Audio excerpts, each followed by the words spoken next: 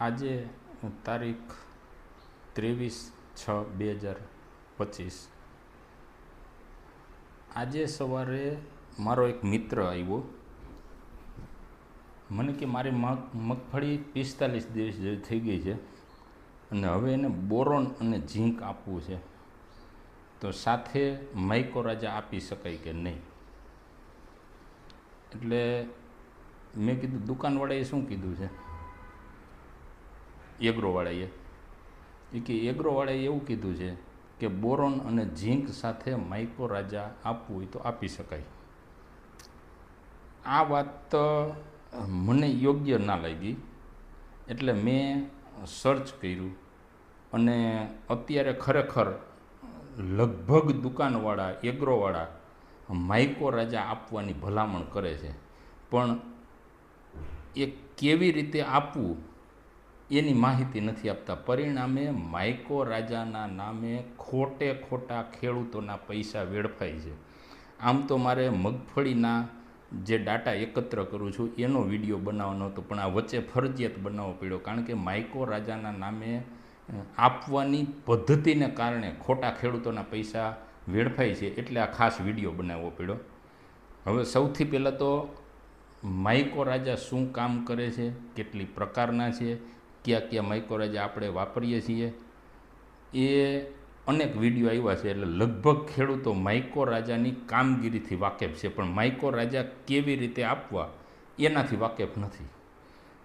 તો પહેલાં તો માઇકોરાજાને પાણીમાં એક મુદ્દો કેવી રીતે આપવાની પહેલાં એક જોઈ લઈ. તો માઇકોરાજાને જે પાણીમાં મિશ્રણ કરવાના હોય એ પાણીના TDS શક્ય હોય ત્યાં સુધી 150 TDSથી નીચેનું પાણી વાપરવું, અને એના માટે RO પ્લાન્ટનું જે પાણી છે જે 50 કરતાં નીચે TDSનું હોય, આ બેસ્ટ પાણી છે.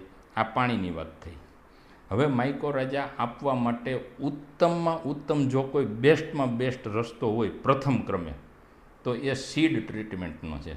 સીડ ટ્રીટમેન્ટ મતલબ બીજ ઉપચાર. કોઈ પણ સીડને આપણે વાવતા હોય, ખાસ કરીને મગફળી, તો મગફળીમાં લોકો ફૂગનાશકનો પટ ચડાવતા હોય છે, જે વાવેતર પહેલાં 15-20 દિવસે અથવા મહિને દિવસે, અને પછી એને સૂકવી અને સ્ટોર કરી લેતા હોય છે. હવે ઘણાને પ્રશ્ન એવો છે કે સીડ ટ્રીટમેન્ટ ફૂગનાશકનો જે ટ્રીટ કરેલા છે તો એની ઉપર માઇકોરાજા કેવી રીતે આપવા.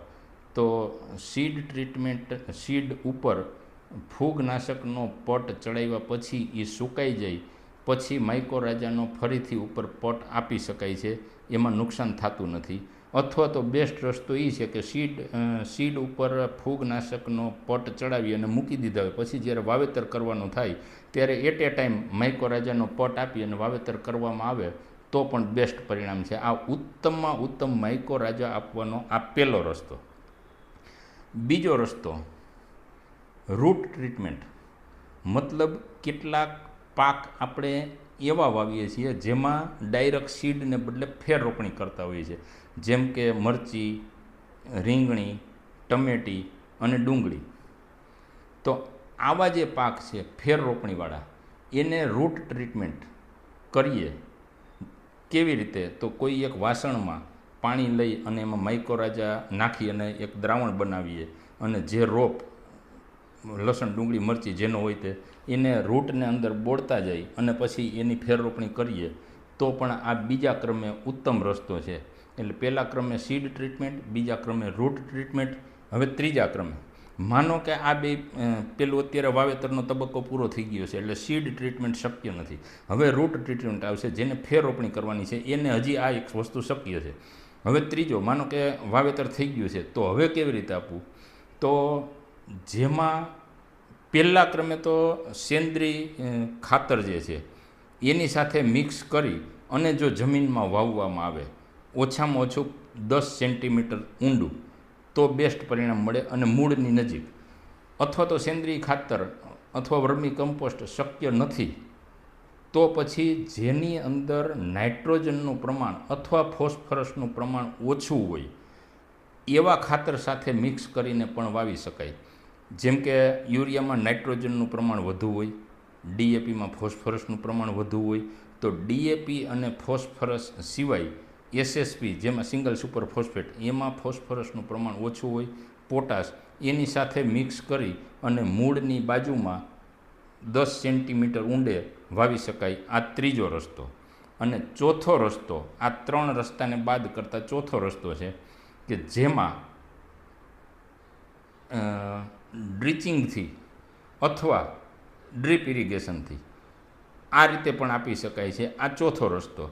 ડ્રિચિંગ કેવી રીતે એ તો બધાને ખબર છે કે કોઈ એક પંપમાં દ્રાવણ લઈ અને દ્રાવણ ભરી અને છોડે છોડે એને ડ્રિચિંગ કરવાનું, ડાયરેક્ટ મૂળને સીધું મળી જાય અને માઇકોરાજા છે સીધા એક્ટિવ થઈ જાય. એવી જ રીતે ડ્રીપ ઇરિગેશનમાં આ 4 રસ્તાને બાદ કરતાં પાંચમો કોઈ એવો રસ્તો નથી કે માઇકોરાજા આપી શકાય. છતાંય ઘણા એગ્રોવાળા એવી ભલામણ કરે છે કે તમે રેતી સાથે અથવા માટી સાથે કે બીજા કોઈ સાથે મિક્સ કરી, વાદળછાયું વાતાવરણ હોય, વરસાદી વાતાવરણ હોય અથવા તો સાંજના ભાગમાં એને મિક્સ કરી અને પાકના જે જમીન હોય એની ઉપર છંટકાવ કરી દઈ તો માઇકોરાજા કામ કરે છે.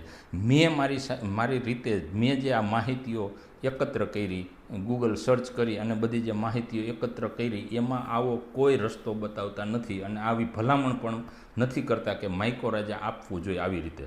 એટલે શક્ય હોય ત્યાં સુધી ખેડૂતો માટે મારે સ્પેશિયલ આ વિડીયો એટલા માટે બનાવ, અને ઝીંક અને બોરોન સાથે તો આનું કોઈ કોમ્બિનેશન જ નથી. એટલે ઘણી વખત માહિતીના અભાવે ખેડૂતો પૈસા ખર્ચે છે અને એ પૈસા પડી જાય છે. એગ્રોવાળાએ આના વિશે જાણવાના પ્રયત્ન નથી કરતા. એની પાસે ઉપર છેલ્લું જ્ઞાન છે એ આપી દે છે અને ખેડૂતો આમાં ખોટા ખર્ચાઈ જાય છે. એટલે સ્પેશિયલ આ વિડીયો બનાવવો પડ્યો છે. હવે મારો નેક્સ્ટ વિડીયો મગફળીના મોટાભાગના મારા જે આંકડા તૈયાર કરવાના હતા એ લગભગ 90-95% આસપાસ થઈ ગયા છે. એ બહુ ટૂંક સમયમાં વિડીયો રજૂ કરીશ. ત્યાં સુધી રજા લઉં છું. ધન્યવાદ.